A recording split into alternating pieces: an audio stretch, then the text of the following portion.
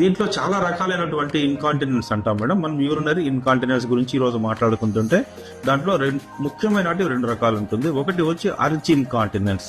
అర్జిన్ continence త్వరగా bathroom కి వెళ్లాల్సినటువంటి అవసరం ఏర్పడడం. దీంట్లో బట్టల్లో యూరిన్ పడడం అనేది ఉండదు, కంట్రోల్ చేసుకోగలరు, కానీ త్వరగా వెళ్ళిపోవాలి.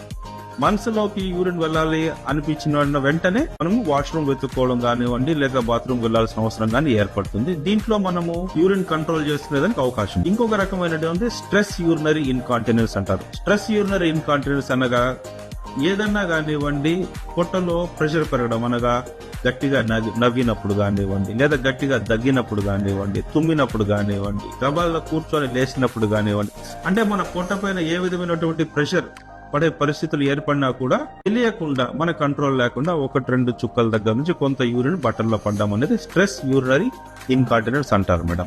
ఈ రెండు కూడా కలగలిపి ఉండేదానికి కొంత అవకాశం ఉంది.